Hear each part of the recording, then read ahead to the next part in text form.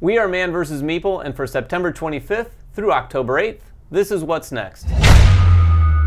Welcome back to What's Next, the bi-weekly show where David and I walk you through all the games coming out to your friendly local gaming store. We have a list of 5 really cool titles this week. David, you're going to attempt to try to do 3 of them in a row. I am. I don't know that we've ever done that, but I am. We have not done it. It's going to be bookended by you, though. You're starting at number 5. I'm going to start at number 5. This is a very familiar IP that a lot of people have in their collection already. It's Codenames. Yep. And there's 2 new versions. Now, what's unique about this is that it's coming from USAopoly, so they've licensed the Codenames name and have put 2 very distinct IPs onto them. We have Marvel and then we have Disney. Both of them are 2 to 8 player games. Both of them still take about 15 minutes to play. They are quite different from one another. So the Marvel one is basically Codenames pictures and Codenames words together into one. So they're double-sided cards. You can either play the picture side or the word side. What's cool in this is you're playing either one player's playing Shield, one's playing Hydra, but the bystanders in this game are Infinity Stones. And if all the Infinity Stones come out and one player puts 1 more bystander on, the gauntlet comes out and that player loses. And the assassin in this game is Thanos. Cool. And in Disney, this is a family edition, so it's a much lighter version. You have the clue cards, which have both 4x4 grids this time and 5x5 grids. So it's a little bit easier for children to play. And there's no assassin in this game at all. So there's just a game over card. Well, that's nice. Yeah, easier for families to pick up and play. So, for my 3 in a row, starting with number 4, we've got Professor Evil and the Citadel of Time. We've done a review for this already. Yep. This is a co-op game, sort of in the vein of those like Forbidden Island, Forbidden Desert in terms of weight. The game board itself almost kind of has that nostalgic look. It almost looks like a clue board. You know, it looks like an old-fashioned board game, but the gameplay is definitely more modern mechanics of co-op, where players are cooperating to go around collecting these artifacts that Dr. Evil, or Professor Evil rather, have stolen through time. So you've got artifacts from all sorts of different eras. You're running around, and the whole while, Professor Evil is also walking around and shutting doors and basically thwarting everything you're doing. Because what you need to do is shut down these traps that he's set. And different artifacts have very specific traps that you have to sort of shut down. And then you can go into that room and grab it. Yeah. So he's moving time along. He's moving around. You don't want to get trapped in the same room with Professor Evil. So it's just like, it's one of those games where you're trying to do the best that you can, and there's things stacked up against you. He's basically undoing everything that you do. He does. I've played a lot. You know, we've played a few co-ops, and this one very specifically personifies that presence of like who is there, you know, thwarting your plans, for sure. It's really cool, too. It's got rotating player powers, too. You get 2 cards every turn, and each of those cards you get to pick one. Yeah. So every round you're doing something a little bit different depending upon the character that you're playing. Number 3. Number 3 is probably not a child-friendly co-op. This is the opposite end of the spectrum for cooperative games. Yes, this is a brutally punishing game, just like Robinson Crusoe. This is First Martians from Portal. It's basically a successor to Robinson Crusoe. It's not the same game, but kind of like some of the same systems. Yeah. This is a co-op built around a lot of Euro mechanics. If you've ever seen the Matt Damon film, The Martian, it's kind of like that, but in a team format. Yeah. This game, more than just about any other co-op, just is basically a game of survival. Yeah. Things are going wrong left and right, and there's a lot of crunchy decisions here because every turn, every action you take, there's always something else you could be doing, and you're deciding, well, should I take care of this? This is broken down. We need more oxygen. I mean, there's several different things you're having to do.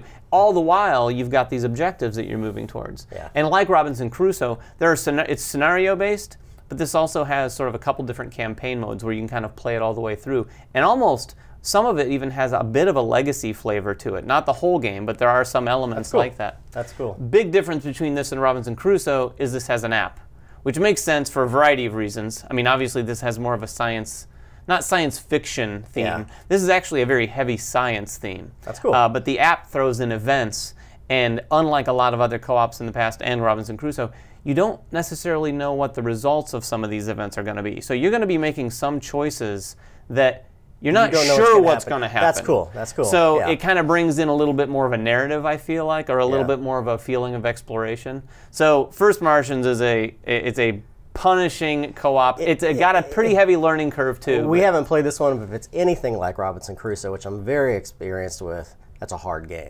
This one has to be the same, but it can also be played solo. So you guys that don't want to play in a large group, you can bring this out. Yeah, and in fact, I've heard that playing it solo is a very, very satisfying experience. Some people have said that this is like a solo game that you could invite friends to play with you. Yeah, cool. You have the next one as well? Yes. Number 2 is Fate of the Elder Gods. This is absolutely not a co-op game. Yeah. This is a competitive game where you're basically playing cultists who you're each trying to bring about your own elder god, you know, and summon them. So not only are you working against each other, though, you're working against these pesky investigators that start to stack up. The game itself is played on this sort of pie-shaped board with these different sections, and you're going to be using cards to do a lot of things in here. The cards on one side actually have some spells that can be cast and readied. But on the other side of the card are all these different sort of glyph symbols. Yeah. And the game is about collecting, kind of, not set collection, but you're collecting those gifts to do a number of different things. For example, to move around the board, you're going to have to play gifts to go to certain locations. And those things are going to change. Yeah. The same section doesn't have the same glyphs all the time because these are built by the very cards that get played. Yeah. Then those get scooped up and changed, so then you're having to collect different cards to go to those locations. Yeah. So those locations kind of have an area majority thing going on, so you're going to be putting some of your cultists there. Other people might be bringing in investigators there. But also, there's actions that get taken at each of those locations. All right. So you're basically trying to use what you have in front of you with all these different actions. The thing is, some of these spaces can be set up with so many investigators that everyone avoids it, you know, unless you get maybe a special spell that would allow you to kind of like sneak in there and do the action. But sometimes some of those actions are like nobody's taken that action for like 4 rounds because there's 10 investigators. We actually had a chance to play this game, and everybody at the table loved it. I mean, they really liked it, and it's very, very unique. It's really hard. You've done a good job explaining It's a hard game to explain. But it's really unlike anything that you've played before because of the unique way that those cards play out and where you can actually go on the board and where Cthulhu will block you from going at specific spots. Yeah, at its heart, it's a really good area majority game, but there's a lot of really cool sort of Cthulhu things where you're managing this track where you're trying to summon, but all the while the investigators are making progress, and it's around the same circle, and you're just trying to get one gem to the side before the other one happens. Yeah. I have number 1. This is based off a very popular IP 20 years ago, so you millennials might not know this game. It's called Baldur's Gate. It's based on a very popular city within D&D, but it was a video game almost 20 years ago. 1998 was the original Baldur's Gate. And then the year 2000 was Baldur's Gate 2. So this is based off Betrayal House on the Hill, which is another version of that. This is Betrayal at Baldur's Gate. Instead of taking place in a haunted house, it takes place in the city of Baldur's Gate. You have 3 levels, just like the haunted house. You have the city level, you have the street level, and then you have the catacomb level. There's 50 haunts in the game. You're playing unique characters. These characters give you player powers to be able to use. It still has the betrayer aspect within the game, but they've done a little bit more cooperation within it. So you're cooperating to go through like a campaign, trying to do different things with the D&D characters that you have. My hope is, I was a huge Baldur's Gate fan, that we get to see like Edwin and Amoan and of course Minskin as Space Hamster Boo, all these characters that you met within the original PC game, and see them once again. That would be awesome. Yeah, the cool thing too, I had a chance to talk to a guy from Wizards of the Coast last week, in fact, and he'd mentioned that some of the haunts don't even have a betrayer. So you don't know for sure, and in many cases they really weave that into the narrative where the betrayer joins forces with sort of the enemy, or you know, whoever the boss is, of that haunt, and sometimes they themselves become the boss for that haunt. So it does sound really cool. This is the kind of, I've never tried Betrayal, the original, but bringing a license like this that I'm very familiar with from my old PC gaming days is just the kind of thing that maybe makes me want to try it for sure. Super excited for this one.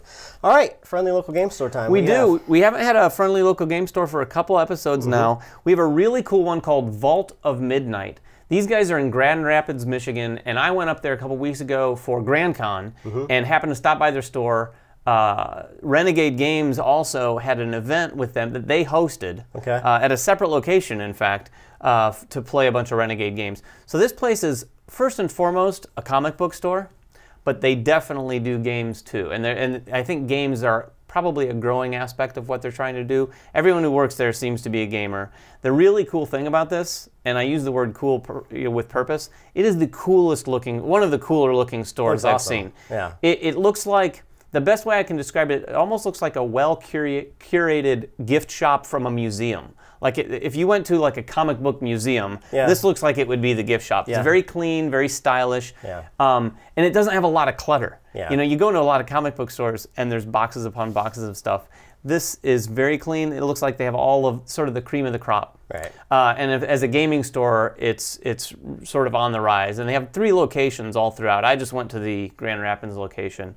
The last cool thing about this place, they won an Eisner Award back in 2010 for comic book shops. Really? Yeah, which you don't commonly hear about. Now, obviously, I didn't even know that award existed, but they won it back in 2010, and rightfully so, I think. Cool.